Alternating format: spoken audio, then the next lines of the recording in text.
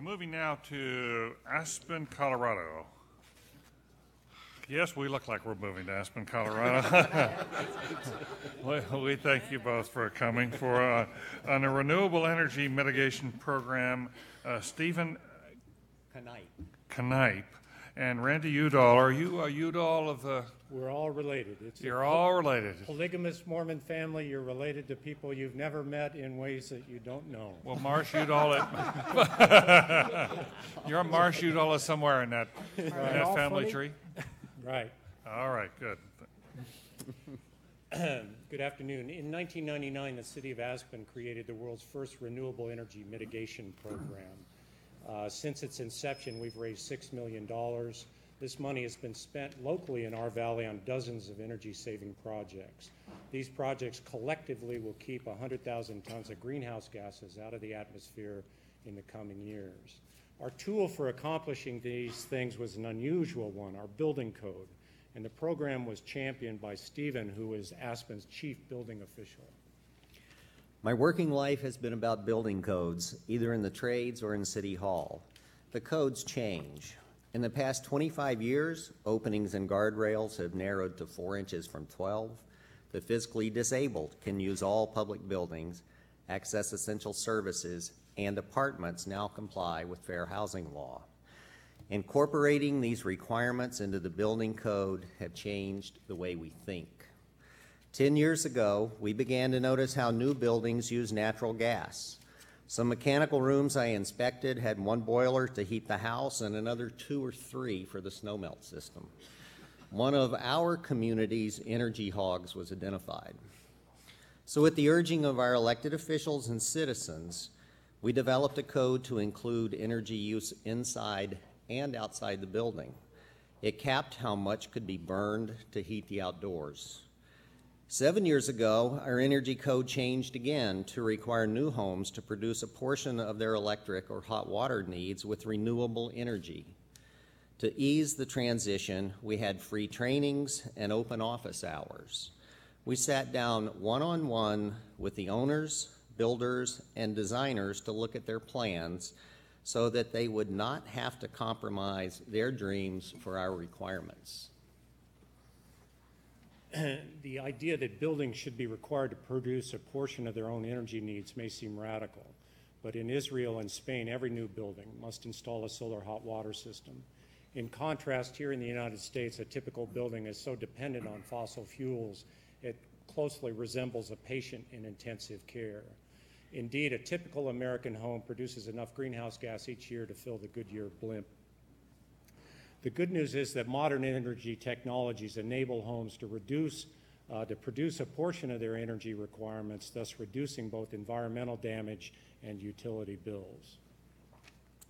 At the same time we capped the amount of energy used outside, we credited surplus energy gained from super efficient buildings and mechanical equipment and gave double credit to renewable systems that were installed on site.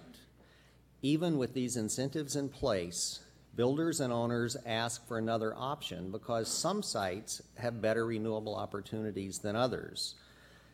The option to choose was the genesis of the program. Builders, engineers, tradespeople, my staff, and Randy and his group debated this for months, and the idea for REMP was born. Governments are typically reluctant to experiment, but our elected officials, with strong community support, thought that the idea could work and were willing to give it a try. In spending rent money, our goal is to save $3 worth of energy for every dollar we collect. Some of this money was used to support a new wind farm in Nebraska. Some of it was used to retrofit local public schools. We've made hundreds of grants to citizens to weatherize their home and to purchase efficient appliances. In a broader context, because buildings consume 2/3 of the nation's electricity and 1/3 of its natural gas, there's a tremendous need for them to become more energy efficient. To this end, the American Institute of Architects recently adopted a goal that all buildings should reduce their energy use 50% by 2030. Energy is an IQ test Americans tend to fail. 50 years from now, historians, when they look back, they'll be baffled that so few politicians from either party asked Americans to conserve energy. But the truth is that energy consumption in buildings is more a function of design than intent. If you want smarter buildings, higher performance buildings, you've got to look to your building code. Smart building codes are good for homeowners, renters, the rich and the poor. Smart building codes can slow climate change, enhance national security, and help preserve prosperity. It is time, we believe, to hold buildings to a higher standard, to ask more from them and from their architects and engineers. Thank you both. All right, we had questions from Ed, Bill, and Carl for starters. I think I understand, and I certainly appreciate the innovations here, but I'm intrigued by the financing mechanism, which, crudely put, seems to involve soaking the absentee super-rich in order to finance some aspects of this program. Now, I'm as in favor of soaking the rich as anybody else, but I'm wondering, it doesn't seem to work everywhere, and I'm wondering whether that financing mechanism is an essential component of the program. We are intrigued. 3 local communities in our valley, none of them nearly as affluent as Aspen, have adopted programs quite similar to this in the last 18 months.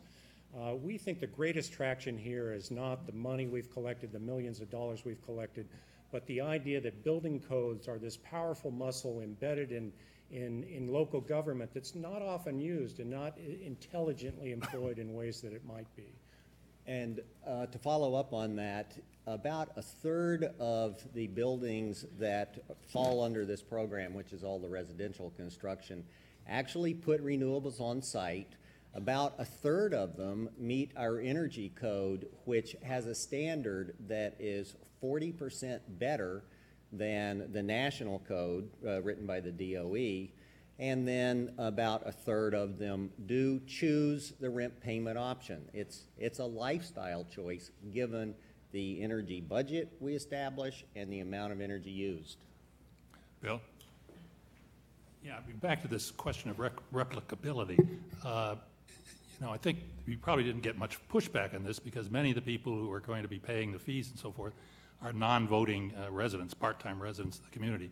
How replicable do you think it would be in a community where that was not the case, where in fact you were imposing a fee on voters? Would the local elected officials be as enthusiastic about imposing this on the voting populace? You know, we've thought a lot about this question. We actually think renewable energy probably makes more sense for poor people than it does for rich people. I mean, the people getting killed today by the higher energy costs we've had over the last 4 or 5 years are the poor and single moms. I mean, if you had stronger building codes nationwide, whether they had a funding mechanism in it or not, we think the social good, the public good would be far advanced.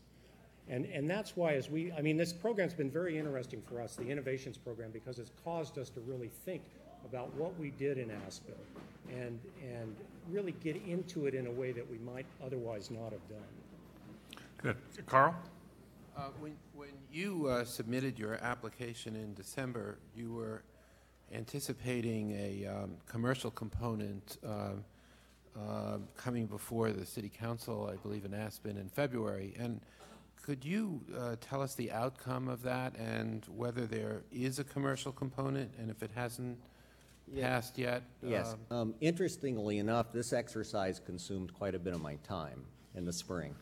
But what the truth is about commercial buildings is there have been a number of new processes. The LEEDS program is one. The ASHRAE folks, the mechanical engineering community has taken an interest in building envelope, natural lighting, daylighting, very simple design approaches to reduce the energy load on the commercial buildings by as much as 25% with no added cost.